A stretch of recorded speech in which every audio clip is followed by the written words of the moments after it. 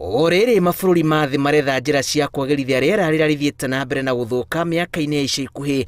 Bũrũri wa Kenya nĩ wĩhotorete kũnyita itemi thabarĩ-inĩ ĩno na njĩra ya kwagĩrithia njĩra cia gũthondeka hinya wa thitima, kũhũthĩra ũtaaramu na ũthundũri wa thikũ ici.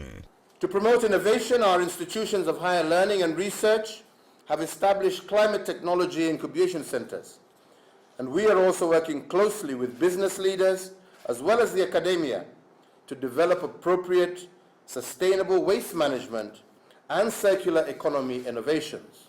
President Uhuru Kenyatta augĩte Kenya nĩ ĩteithĩrĩirie hanene harĩ kũnyita itemi rĩa kwagĩrithia rĩera, na itanya rĩa Kenya nĩ atĩ gũkinyagia mwaka wa 2050 bũrũri nĩ ũgũkorwo ũkinyanĩirie njĩra cia bata kũhũrana na ũthũkangia wa rĩera. We therefore need to increase our ambition at two levels. First, all countries should take the bold measures to dramatically reduce greenhouse gas emissions over the next 10 years.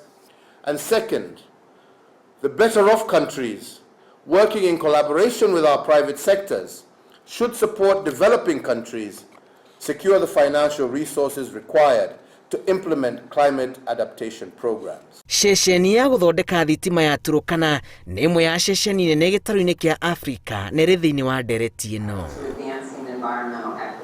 President arĩtio hĩndĩ ya kĩgomano gĩa gũcirĩra njĩra cia kwagĩrithia rĩera mũcemanio-inĩ ũrĩa ũraharĩrĩirio nĩ President wa America Joe Biden, kũrĩa President Uhuru Kenyatta ararũgamĩrĩire mabũrũri ma Afrika gĩikaro-inĩ kĩrĩa kĩrekinyĩtwo nĩ atongoria a mabũrũri ma Denmark, Israel, Norway, Singapore na ngwatanĩro ya ũrũmwe wa mabũrũri ma Arabu. We are also in the process of developing a greenhouse gas emission strategy for 2050.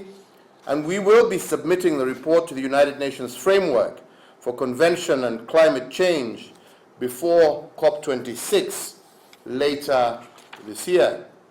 Ngĩribotera Inooro TV, njĩtagwo Julius Karithi wa Munene.